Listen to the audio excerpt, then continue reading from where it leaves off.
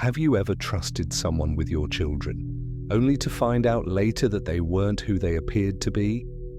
Tonight's first story starts with a mother who thought she found the perfect babysitter for her daughter.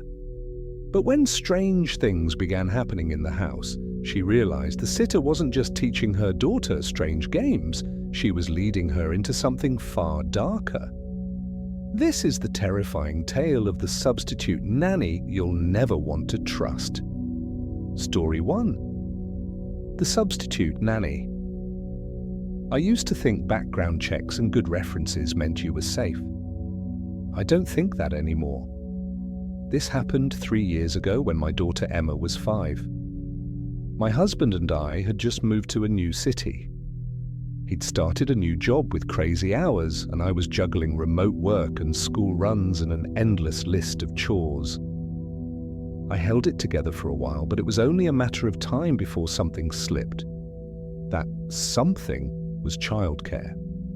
I missed a big deadline because Emma had a fever, and I had to keep her home from school. The week after that, my boss hinted that perhaps additional support at home would help. I knew what she meant: get a babysitter or get ready to lose your job. So I did what most desperate parents do. I started asking around. I posted in a local parenting group and talked to other mums at Emma's school. One name kept coming up over and over. Call Hannah. She's amazing. She's so patient. The kids love her. She worked with us for a year. I'd trust her with my life. The fourth mum who said this practically grabbed my arm. I'm serious, she said. You're lucky she's even available. Everyone books her. It felt like a gift. A solution dropped into my lap. I messaged her that same afternoon. She replied quickly, polite, warm, professional. She said she had experience with kids from toddlers to preteens, CPR certified, used to be a teacher's aide. She sent over a clean background check, copies of her ID, and 3 references, all of them checked out. Every parent I spoke to had glowing stories. So when she came over that first afternoon, I felt more relieved than nervous. She was in her late 20s, slim, with dark blonde hair, and a face that was pretty in a forgettable way. The kind of person who could blend into any coffee shop crowd. She wore jeans, a pale sweater, and a necklace with a little silver charm I didn't recognize. When Emma opened the door and saw her, she hid behind my leg for about 3 seconds, then immediately warmed up when Hannah crouched down to her level and pulled a small, colorful pouch from her bag. Hi, Emma, she said, like they'd been friends forever. I brought some games. Want to see? They were doing a puzzle on the living room rug within 5 minutes. That night, when I tucked Emma into bed, she wouldn't stop talking about Hannah. She knows magic tricks, Emma said, wide-eyed. And she can draw horses without looking at the paper, and she knows a game called Statues and another one called Plastic Smile. Plastic Smile? I asked, half listening, while I folded her pajamas at the end of the bed. Yeah, she giggled. You have to keep your face really still like this. She forced a smile so wide it almost looked painful. Her eyes were wide open, not blinking. And you can't move, she said, still smiling that stretched, unnatural grin. No matter what happens. I laughed, but something about it made my skin crawl. Okay, don't do that, I said gently. You look like a broken doll. She went back to normal, just as quickly as she'd changed. For the next 2 weeks, everything seemed perfect. Hannah arrived on time, stayed late when I needed her to, cleaned up the kitchen, played with Emma, even sent me little text updates in the middle of the day. Emma ate all her lunch. Working on letter sounds now, doing great. Reading time. She picked the spooky book again. Ha ha ha. I started to relax. For the first time since the move, I felt like life might actually be manageable, but then small things started to feel off. The first time I noticed it, I was on a Zoom call and went to quickly top up my coffee while my boss was sharing his screen. I muted my mic, sprinted downstairs and passed by the hallway leading to Emma's room. The bedroom door was half open. Inside, I could see Emma standing in the middle of the room facing the wall, her back to me. Her arms were hanging limp at her sides. Hannah stood behind her, just watching. Neither of them moved. I almost said something, but then my computer pinged upstairs and my heart did that anxious little jolt. I rushed back to my desk, promising myself I'd ask later. I forgot. That night at dinner, I remembered. "What were you and Hannah playing earlier?" I asked, spooning peas onto her plate. Emma perked up immediately. "Plastic smile," she said happily. "But we did the wall one too. She says I'm getting really good." "The wall one?" "Yeah," Emma demonstrated. She stood up next to her chair and faced the kitchen wall, arms dangling, eyes open, unmoving. She pressed her forehead lightly against the paint. I did not like how familiar that posture looked. "How long do you stand like that?" I asked. "As long as I can," she said. "It's practice." She said if I get really, really good, I won't be scared when things try to bother me. I'll stay perfect and quiet like a statue, and they won't see me. "Who's they?" I asked, before I could stop myself. She shrugged and sat back down, already distracted by her food. I told myself it was just a weird game. Babysitters have weird games. When I was a kid, my favorite game was pretending the floor was lava. This wasn't that different, just a kid thing. Except it didn't feel like just a kid thing. The next strange thing happened on a Friday night. My husband actually got home early, and I decided to review some footage from the cheap indoor camera we'd bought when we moved in. Not a full security system or anything, just a Wi-Fi camera aimed at the front door and part of the hallway. I used it mostly to check if packages had been dropped off or if Emma had gotten home from school okay. The camera saved short, motion-detected clips. I clicked on one from earlier that afternoon when Hannah had arrived, normal enough. She came in, took off her shoes, hung her jacket, smiled up at the camera like she was saying hello to it. Emma followed behind her. I clicked on the next clip. Time stamp 3:17 p.m. Hannah and Emma passed the camera heading toward the bedrooms. Hannah had one hand on Emma's shoulder. Next clip. Timestamp 4:02 p.m. Only Hannah walked past this time toward the front door, then stopped. She reached up and very slowly turned the camera so it faced the wall instead of the hallway. I blinked, replayed it, thinking I'd imagined it. No, she definitely turned it. Deliberately, calmly. There were no more clips recorded after that, just 10 seconds of footage of a blank wall. My stomach tightened. She probably just wanted privacy for the bathroom or something, my husband said when I showed him. Or maybe she was changing Emma's clothes. Then why didn't she turn it back? I asked.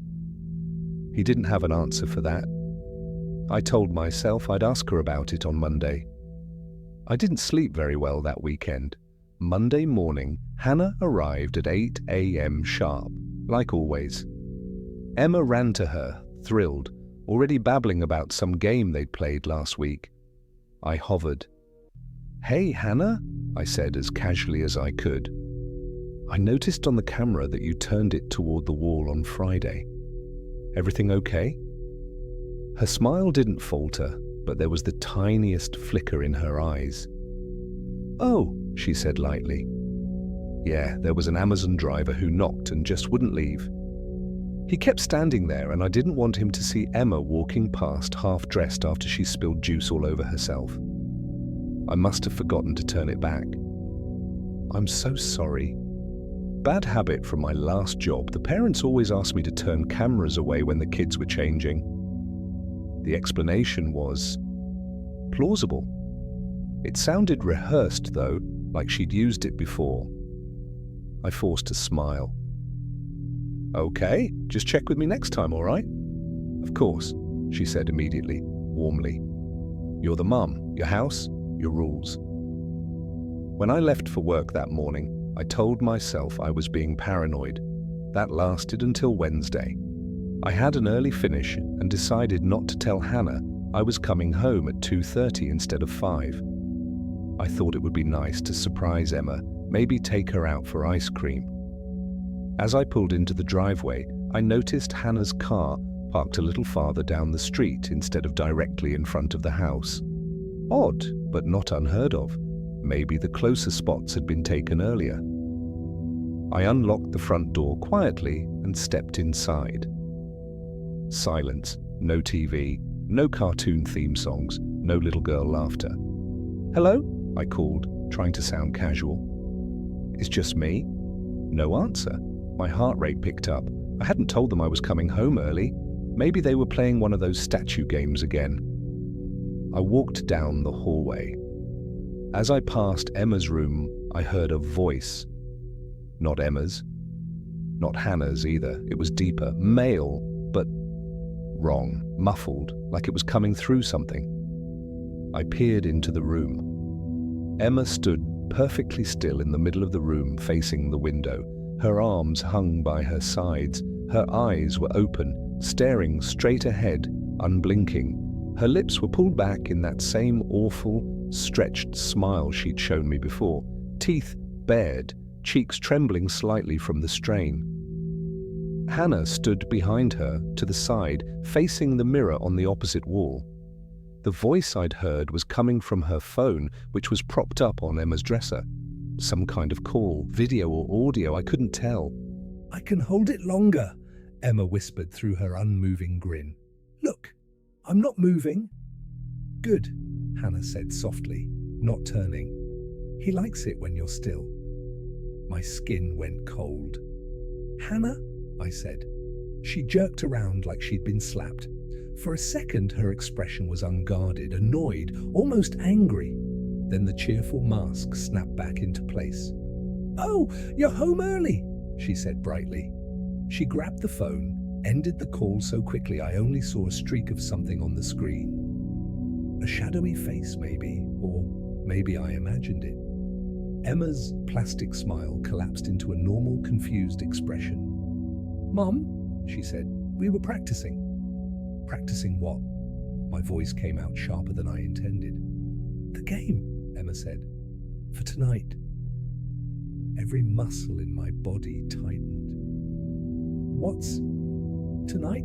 I asked. Emma looked at Hannah like she needed permission to answer. "That's enough practice for now," Hannah said smoothly. "Why don't you go wash your hands for a snack, Emma? I'll be right there." Emma scampered off. As soon as she was out of earshot, my tone changed. "What the hell is going on?" I hissed. Hannah didn't even flinch. "I'm so sorry if this worried you," she said calmly. "I should have explained it earlier. It's just a stillness exercise. It helps kids with self-control, managing anxiety, that kind of thing. They learn to control their bodies even when they feel like moving." Why does she think she's doing it for tonight? Hannah hesitated. "She misunderstood," she said. "I told her that if she got really good at it, she'd never be scared of the dark again, that she'd be so still, that anything scary would just pass her by, you know, kid logic. If I don't move, the monsters can't see me." There it was again. That explanation that sounded logical, but not right. "Who are you talking to?" I asked. "Excuse me?" On the phone, whose voice did I just hear? She smiled, but her eyes didn't. "My therapist," she said. We had a quick check-in. I put her on speaker because my hands were full. "I know that's unprofessional. It won't happen again." "You have a therapist?" I asked, brain immediately jumping to all the worst-case scenarios. "I work with kids," she said, with a small, tired laugh. "You kind of need one, but I'm fine, really. I just find it helps." There was a beat of silence where we just stared at each other. And that's when I saw it. Her necklace. The silver charm. I'd always thought it was some abstract shape or maybe a stylized animal. But up close, I saw what it really was. A little metal mask. Oval, smooth, with 2 tiny holes for eyes and 1 long slit for a mouth. The slit was curved up into a smile, an unpleasant plastic-looking smile. I don't know why, but that was the moment my body decided. "Okay," I said, forcing my voice to stay level. "Thank you for all your help, but I'm home now. You can go. We won't be needing you anymore." Surprise flickered across her face. "Did I do something wrong?" she asked. "If this is about the camera or the phone, I just said we won't be needing you anymore," I repeated. "I'll pay you for the full day. Please leave." Something in her expression hardened. The smile drained away, leaving her features flat and cold. For just a second, I saw the version of her that existed when she thought no one was watching. Then the polite face slid back on. "Of course," she said softly, "if that's what you want." She gathered her things quickly. When she bent to say goodbye to Emma in the kitchen, she whispered something I couldn't quite hear. Emma's eyes watered, and she looked down at her hands. After Hannah left, I locked the door, pulled the chain across, and checked it twice. That evening, my husband thought I was overreacting. He said I should have at least given Hannah a chance to explain more. He thought the stillness game sounded strange but harmless. Maybe he would have convinced me I'd done the right thing for the wrong reasons, if not for what I found later that night. Emma had fallen asleep early. I was picking up toys in her room when I noticed something under her bed, a little purple pouch I didn't recognize. Curious, I pulled it out. Inside were small, smooth white objects. For a second I thought they were beads, then I realized they were tiny teeth. Baby teeth. Some still had the faintest pink at the roots. My stomach lurched. I dumped the contents onto the floor and searched through them with trembling fingers. Each tooth had a little symbol inked on it in some kind of dark marker. Circles, crosses, curved lines. On the inside of the pouch, the fabric was stained a faint, rusty color. I called Emma into the room, trying not to sound panicked. "Where did you get this?" I asked. She looked at the pouch and smiled. "Oh," she said, "those are my friends. Hannah brought them. She said they help kids not be scared. Each one is a brave kid who learned how to be very still. When I get good enough, I'll get a special tooth too." "Did she ever give you anything else?" I asked, heart pounding so loud I could barely hear my own voice. Emma nodded, then reached into the pocket of her pajamas. She pulled out something small and white. A tooth. Loose. Not hers. I knew her mouth, knew every gap and crooked baby tooth in it. This one was slightly yellowed, fully out. "She let me hold it today," Emma said proudly. "For practice.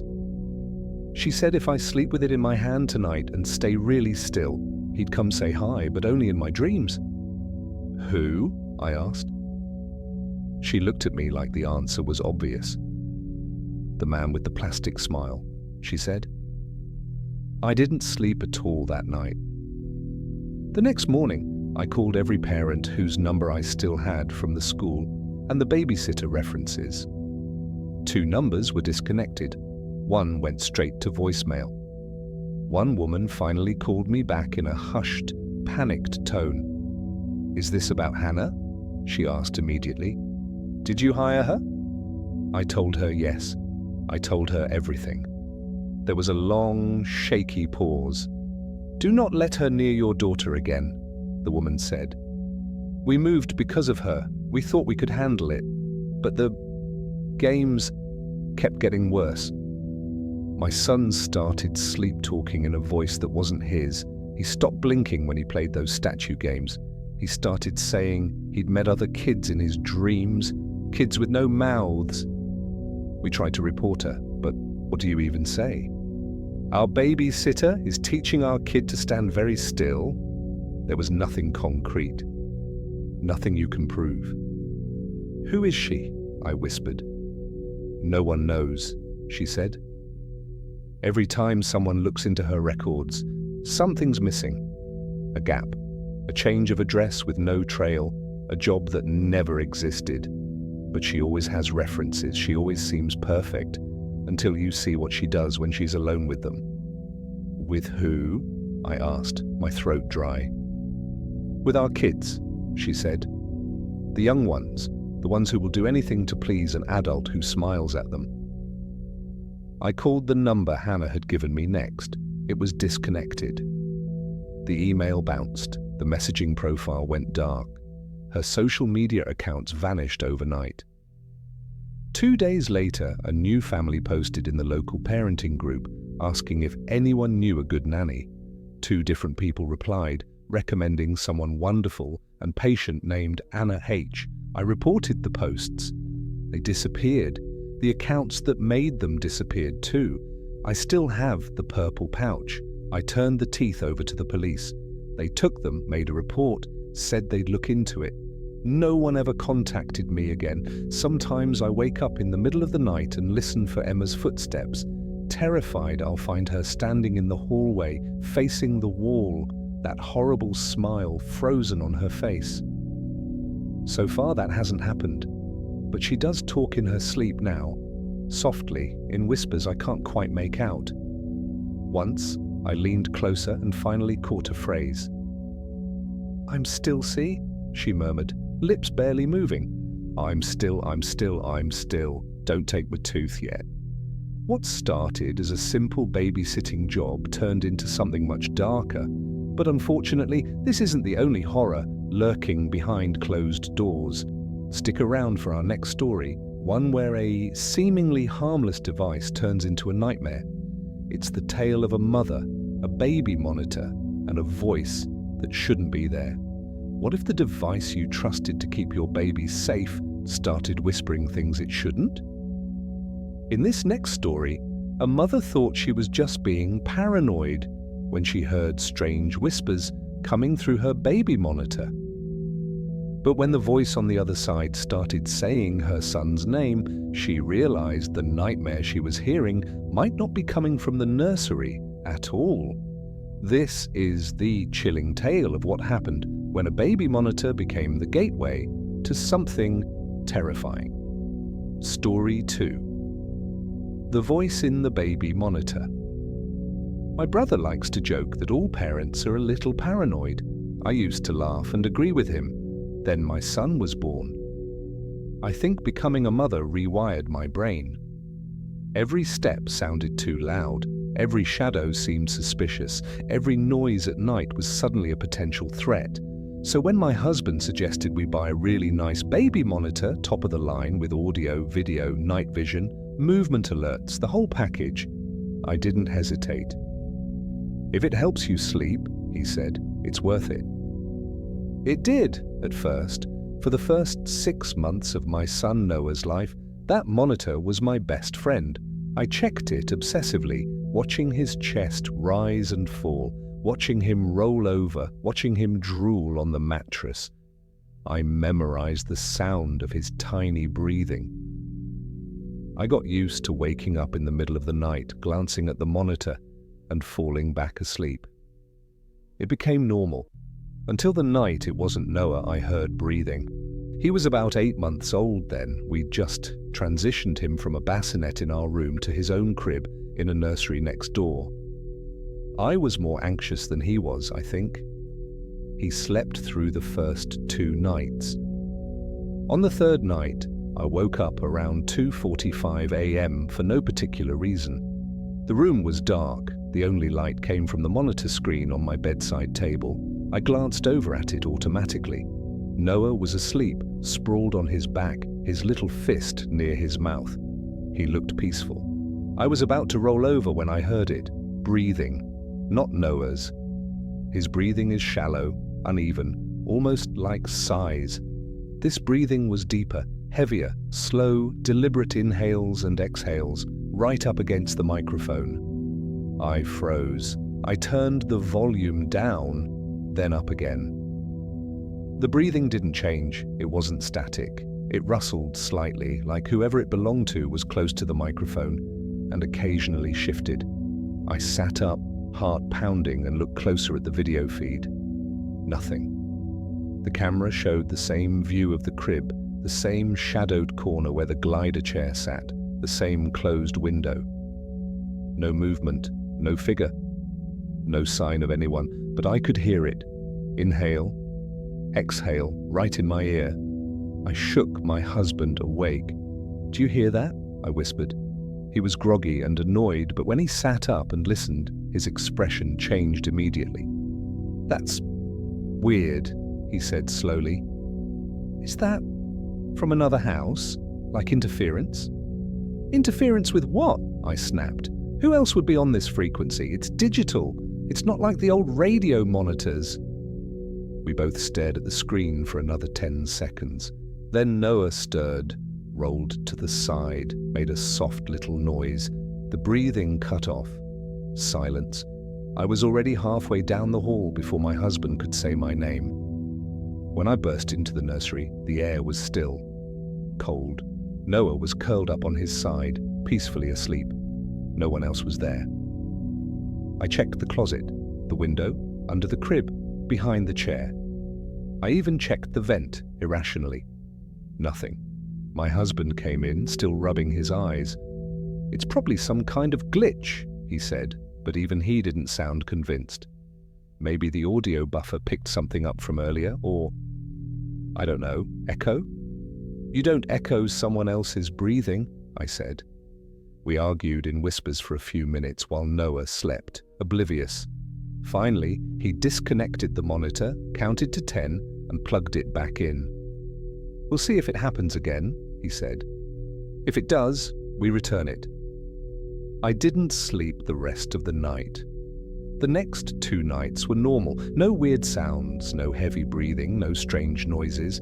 I started to feel almost embarrassed. Maybe it was some kind of technical glitch. Maybe the microphone had picked up a car outside, or something mechanical, distorted. On the 4th night, I lowered the volume a bit and forced myself to stop staring at the screen. I fell asleep around midnight. At exactly 3 a.m. I woke up, not from a sound, just that awful, prickling feeling that something is wrong. I turned my head. The monitor was on. The screen glowed softly. At first, everything looked normal. Noah was asleep on his back again, one arm flung above his head. Then the audio crackled. "Shh," a voice whispered. I can't fully describe how wrong it sounded. It was male, but not fully. The pitch was too variable, sliding up and down unnaturally.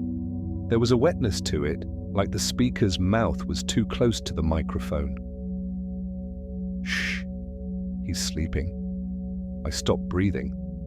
I stared at the screen, waiting for someone to step into frame, waiting to see movement, a shoulder, a hand, a shadow. There was nothing, just Noah, asleep in his crib. The whisper came again. "You're awake," it said. "Aren't you, Mom?" My entire body went ice cold. I grabbed the monitor and turned it off. The voice cut out, but the image froze, then disappeared. My hands were shaking so badly I could barely stand. My husband sat bolt upright. "What the hell are you doing?" he whispered. "There's someone," I choked. "There's someone in his room. There's someone talking through the monitor."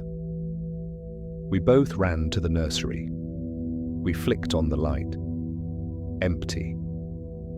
Noah stirred, made a fuss, blinked at us blearily, then fell back asleep when I picked him up. We searched the entire house that night. Every closet, every corner, every crawl space. We checked locks and windows and door frames. Everything was secure. We don't have a basement. Our attic is barely big enough to store boxes, and the hatch hadn't been moved. We unplugged the monitor, wrapped it in a towel, and shoved it into a box in the garage. "Maybe someone hacked it," my husband said the next day, Googling articles about Wi-Fi baby monitors and security vulnerabilities. There were enough horror stories out there to fill a book. Creeps talking through monitors, spying on babies, scaring them for laughs. "There you go," he said, satisfied. "Some sicko got in. We turn off Wi-Fi access to the monitor for now, update the firmware, and set a strong password. They won't get back in." "That voice," I said, remembering how it sounded. Too close, 2 inside. That didn't sound like a hacker. Well, what else could it be? He snapped. It's not a ghost. I didn't answer. We reset everything. New password, encrypted connection, the whole technology overhaul. For a few weeks, nothing happened. I slowly unclenched. I stopped flinching every time the monitor crackled. Noah started pulling himself up in the crib. We clapped the first time he stood on his own. Life went back to being about diapers, pureed carrots, and sleep deprivation. Then one day, I was alone in the house with Noah while my husband was at work. It was late afternoon, that in-between time where the light outside feels tired. Noah had just gone down for a nap. I sat in the living room with a book, the monitor next to me. At some point, I must have dozed off too. I woke up to a familiar sound. Soft static, the slight rustle of audio feedback. The monitor's screen was black. The video feed had gone to sleep to save power, but the audio was still on. I listened. Noah wasn't crying. I didn't hear him fussing or rolling around, just the quiet hum of the monitor. Then very faintly, beneath the noise, I heard something, a whisper. Noah. Noah. Noah. I grabbed the monitor so hard my fingers hurt. For God's sake, I whispered, leave us alone. The whisper didn't respond, it just kept saying my son's name over and over again. Sometimes it stretched the vowels out like it was trying to taste them. Noah. I couldn't hear anything else. No background sounds from another house. No clacking of a keyboard. No distant conversation. Just that awful, intimate repetition, like someone kneeling right next to the crib, lips almost touching his ear. I ran to the nursery. The door was closed. I opened it. The room felt wrong. The air was cold, not freezing, but definitely cooler than the rest of the house. I could see my breath just barely when I exhaled. Noah was sitting up in his crib, awake but not crying. His eyes were focused on the corner of the room, where the baby monitor camera sat on a little shelf. He was smiling. Noah, I said gently. What are you looking at? He didn't look at me, didn't acknowledge my voice at all. He just stared at the camera, his head tilted slightly like he was listening. I picked him up. His body felt limp, like he didn't quite remember how to hold himself up. Hey, I whispered. Hey, baby, look at Mommy. He blinked once, then slowly his gaze shifted to my face. I swear to you, this next part is true. For a split second, his eyes didn't look like his. They looked older. Not just tired or unfocused. Old. There was a weight in them I can't explain, a kind of weary awareness that no baby should have, and then it was gone. He giggled, grabbed my hair, and babbled like any other child. I took the monitor down that night. We never used it again. My husband thought I was being irrational. He suggested therapy. He said I was dealing with postpartum anxiety. Maybe I was. But then Noah started talking. Most of his first words were normal.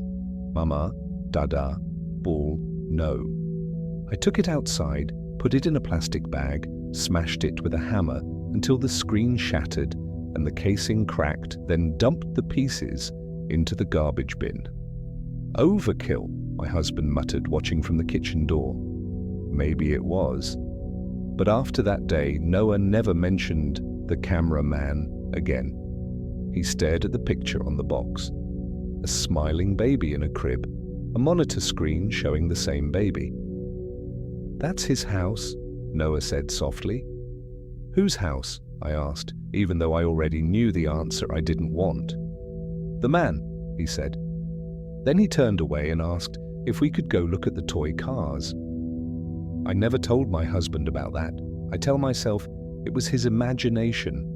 Maybe he heard us say something about the cameraman once and filled in the blanks. Maybe he doesn't remember any of it now, but sometimes, late at night, When the house is quiet and Noah's finally asleep, my brain goes back to that second night when the whisper said, "You're awake, aren't you, Mum?" Like whoever or whatever it was knew I was listening, like it wasn't talking to my son at all, it was talking to me. The truth behind the baby monitor's whispers still haunts that mother to this day, but what if the terror didn't stop there?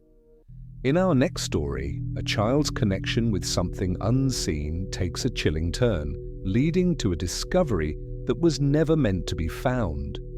Keep watching, because this next story will leave you questioning everything you thought you knew about your own home. What if your child started talking to something that didn't seem to be there, something you couldn't see? In our final story tonight, a mother moves her baby's crib to a different wall, hoping for a better night's sleep. But when strange knocks start coming from the other side, and her child begins speaking to someone invisible, she realizes that her new home may hold more than just a few creaks and groans. This is the haunting tale of the wall behind the crib, and the boy who lives inside it. Story 3. The Wall Behind the Crib. People always say, kids see things we don't. I used to think that was poetic or sentimental, something people said when a toddler waved at empty air, and everyone wanted it to mean something. Now, I'm not so sure. My daughter Maya was born 5 weeks early. She spent her first 10 days in the NICU. Maybe that's why I was always extra protective of her. She'd fought so hard just to get home, to be ours. We live in an old house. One of those creaky, narrow places with too many doors and too many corners. It has character, according to the realtor. According to me, it has drafty windows and weird noises at night.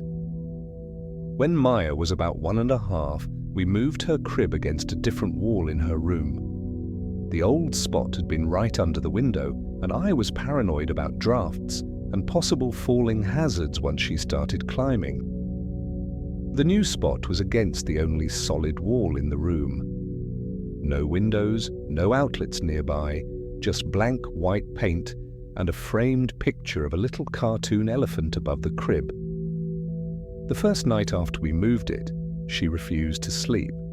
Every time we tried to lay her down, she stiffened and clung to my shirt. She didn't cry like she was in pain. It was more like panic. "Hey," I whispered, bouncing her softly.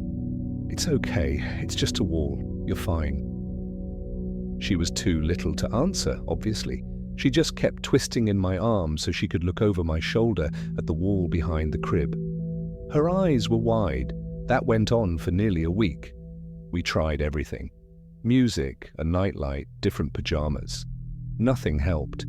She'd be fine in the living room, fine in our bedroom, fine in the hallway. But as soon as we walked into her room and approached that wall, she tensed up and started whining. "Maybe she just doesn't like change," my husband shrugged. "Maybe," I said. But it bothered me. The way she watched that wall like it was watching back. Eventually, exhaustion won. One night, she was too tired to fight, and she fell asleep in the crib, still facing the wall. I watched her on and off for an hour on a cheap audio monitor, half expecting her to wake up screaming. She didn't. We settled into something like a routine again. That's when the knocking started. At first, I thought I was imagining it. It was a soft, tapping sound coming from the baby monitor at around 2 or 3 a.m. Not loud enough to wake her, just present, like someone drumming their fingers against a table. Tick, tick, tick. Pause. Tick, tick, tick. I would sit up in bed and listen, heart hammering, trying to figure out where it was coming from. It didn't sound like pipes. It didn't sound like the house settling. It sounded deliberate. The first time I heard it, I went into Maya's room. The moment I opened the door, the sound stopped. She was asleep, facing the wall. One tiny hand pressed against the bars of the crib. I held my breath and put my own ear to the wall, feeling foolish. Nothing. I told myself it was a dream. It wasn't. Over the next few weeks, the pattern repeated. Every few nights, usually around the same time, soft knocking over the monitor. The rhythm changed sometimes, 3 taps, then 2. Sometimes slower, sometimes quicker. But always close, always near where her crib was. I didn't tell my husband at first. He works construction and gets up at 5 a.m. The last thing he needed was to get dragged into my weird nighttime anxiety. One night, though, he woke up on his own. "You hear that?" he mumbled, half asleep. We both listened. Tap, tap, tap. Very faint, but definitely there. "That's creepy," he said, suddenly more awake. He grabbed his phone and opened the live camera app we'd installed in her room. The picture showed Maya sleeping peacefully, her back to us, facing the wall. Nothing else moved. He turned the volume up.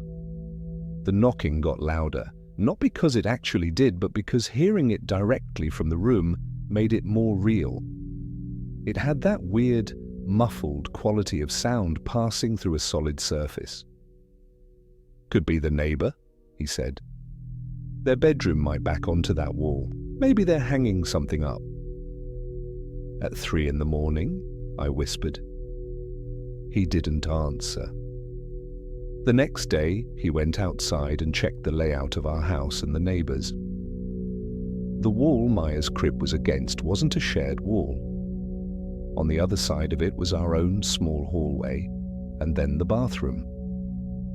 He tapped on the wall from one side while I listened from the other.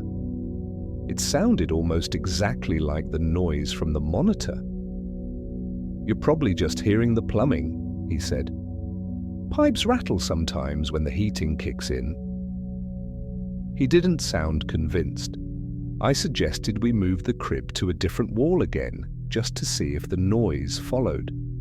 Maya answered that question for us. We tried to move it the next night back under the window. The second we lifted her out and walked her toward the other side of the room, she screamed so loudly I thought the glass would break. Not cried, screamed. We froze. Her little face turned red, her mouth wide open, tears pouring down. She twisted her whole body toward the original wall behind the crib, arms reaching.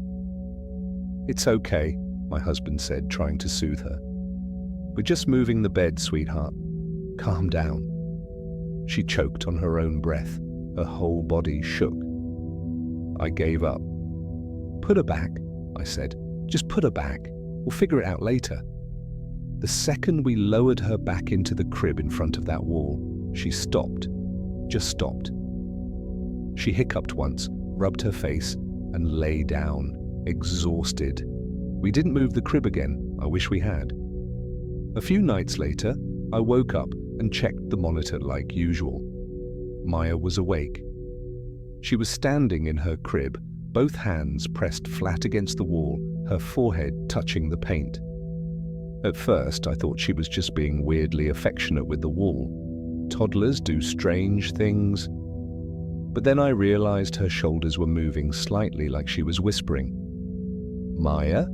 I murmured, sitting up straighter. "What are you doing, baby?" I turned the volume up. The cheap monitor crackled. I heard her voice, low, almost rhythmic. "He's there! He's there! He's there!" I nearly dropped the monitor. I woke my husband, and we both rushed into her room. When we opened the door, she snapped her head around so fast I almost heard her neck crack. Her eyes were wide and unfocused for a second. Then they locked onto us, and she smiled. "Hi," she said, like nothing was wrong. "What were you doing?" I asked, gently. She blinked. "Talking," she said. "To who?" She looked at the wall, then at me.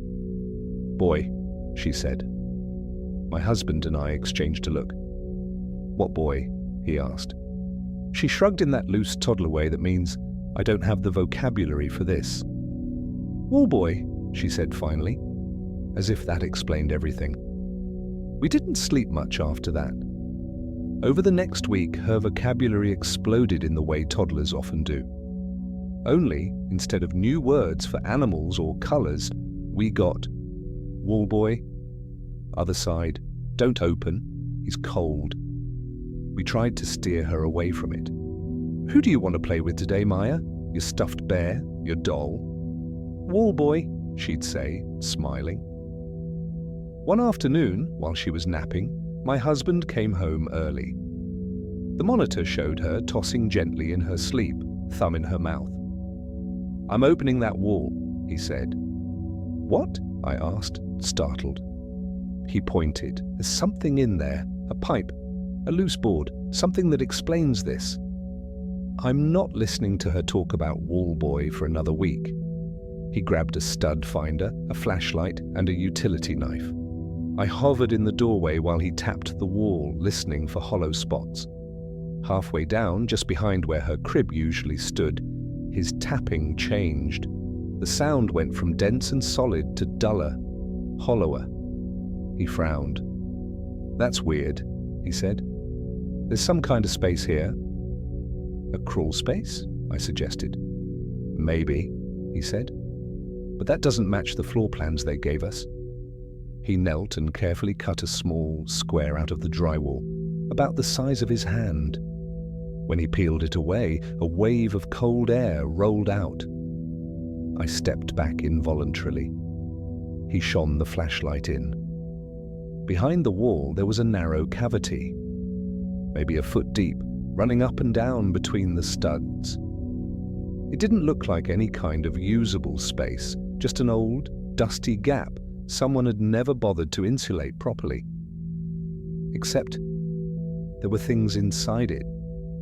Right at eye level, barely visible in the beam of the flashlight, were scratches. Tiny ones, they crisscrossed over each other in chaotic layers. Some were deep, gouged into the wood. Others were so faint they were almost just suggestions. My husband leaned closer. Oh, hell, he whispered. I forced myself to look. At first, I thought it was random. Then my brain rearranged the marks into familiar shapes, letters, a name, carved clumsily, over and over again. Liam, I read aloud, L-I-A-M. Below the name, in messier, frantic lines, were words. Harder to read, but still there. Let me out. Cold. Mom, I'm here. I felt dizzy. My husband slowly moved the flashlight down. At the very bottom of the cavity, buried in dust and what looked disturbingly like old cobwebs, was a small object. Is that? I started. He reached in and pulled it out. It was a little blue shoe, child-sized, old-fashioned with a worn buckle, the kind of thing you'd see in a thrift store bin and think of as vintage. It was filthy. One side of it had dark staining that might have been just age, or might have been something else. We'd bought the house from an older woman named Carol. She'd moved to a condo to be closer to her daughter. She'd been friendly at the closing, telling us about the quirks of the house, the best place to put Christmas lights, how the heating system liked to rattle when it started. She hadn't mentioned a hidden cavity full of children's graffiti. He found her number in an old email and called. She answered on the second ring, sounding surprised but polite. "Oh, hello, how are you liking the house?" she asked. He didn't waste time. "Did anyone named Liam ever live here?" he asked. There was a pause. "I'm sorry?" she said. "A kid," he clarified. "Small. Wrote his name on the wall. Liam. Does that mean anything to you?" There was another pause, longer this time. "No," she said finally. "No, I don't. I don't know a Liam." Her voice was off, tight. "Are you sure?" my husband pressed. "Because we opened a section of the wall in our daughter's room and found—" "Don't open those walls," she snapped suddenly. The shift in her tone made my skin crawl. We put her on speaker. "What do you mean?" I asked. There was a faint, shaky exhale on the other end. "I told the inspector," she said. "When I sold the house, I told him those walls were sealed for a reason, not for structural reasons, for peace." For who? I asked quietly. For everyone, she said. Listen to me. I had grandchildren. Her voice trembled. They used to stay in that room when they visited. They talked to someone too, a boy. They said he lived in the wall. At first I thought it was imaginary friend stuff, but then they started saying things they couldn't know. They knew about the family who lived there before me. They knew about a boy who went missing. They knew things I'd never told them. A horrible, cold feeling spread through my chest. A boy went missing, I whispered. Before I bought the house, Carol said. Back in the late 80s, 8 years old. Name was Liam. I only found out because one of the neighbors told me after I moved in. We never found anything official, no file, no leftovers from him. It was just a story people told. But my grandkids, they described him, down to his hair, his pajamas. They said he asked them to help him, to pull him through, to open the wall. My husband and I stared at the gap we'd made. We had a priest bless the house, she said, voice shaking faster now. We had the section of wall sealed. We made it so no one would touch it. The kids stopped talking about him after a while, or at least they stopped telling me. I thought it was safe. I thought if I sold the house, it would be someone else's. I thought it wouldn't matter. You'd never open the walls. You should have told us, I said, my voice coming out colder than I intended. What was I supposed to say? She shot back. By the way, there's a ghost boy in the wall, but don't worry, we sealed him in. You wouldn't have bought it, no one would. She hung up a minute later, mumbling apologies that sounded more like confessions. We called the police after that just to cover ourselves. They came, took a look, logged it. The shoe didn't match any current missing persons case. The judge probably would have laughed if we'd tried to push harder. It was an old house. Old houses have strange histories. The officers left. The wall cavity remained. Maya slept in our room that night. I lay awake, staring at the ceiling. Around 2:30 a.m., I heard it, a soft, reluctant tapping in the distance, not through the monitor this time, through the wall, tap, tap, tap. Then faintly, like someone pressing their mouth against plaster. Please. I put my hand over my mouth. My husband sat up slowly. Did you hear that? He whispered. I nodded. What do we do? I asked, my voice cracking. He looked toward Maya, asleep in her portable crib at the foot of our bed. We patch it, he said finally. We patch the wall. We move her room. We don't give him someone else to talk to. I didn't argue. The next day, he filled the cavity with insulation and wood. He wrote sealed in thick marker on the studs. He nailed new drywall over it. We painted it. We moved Maya's room into what used to be our office. We bought a new rug, new curtains, new everything. We locked the old room and told ourselves we'd use it for storage. We never did. For a while, the house was quiet. Maya stopped talking about Wall Boy. She found new obsessions. Dinosaurs, the color yellow, singing the same song over and over until we begged for mercy. I almost let myself forget. Almost. Last month we had some friends over for dinner. They brought their son, who's about Maya's age. The kids ran around together while we talked. At one point, it got suspiciously quiet. Every parent knows that quiet is worse than noise. We went looking for them. We found them in the hallway outside the locked room. Both kids were sitting on the floor facing the door. They were very still, too still. Their heads were tilted slightly like they were listening. What are you doing? I asked, forcing my voice to sound light. Maya turned her head slowly toward me. Listening, she said. Her friend nodded. What are you listening to? My husband asked. They exchanged a look only young children can manage, conspiratorial, calm. Knocks, Maya said. We don't hear anything, my husband said. His knuckles were white on the door frame. The other child smiled. "You will?" he said. We moved again 2 weeks later. We didn't tell anyone why. Our real estate agent said it was a hot market, that we'd have no trouble selling. She was right. The house was under contract within days. Sometimes I dream about the new family. Sometimes I dream about their kids.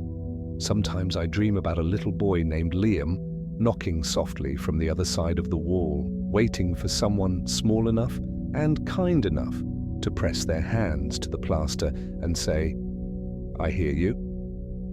I used to tell myself kids just have wild imaginations.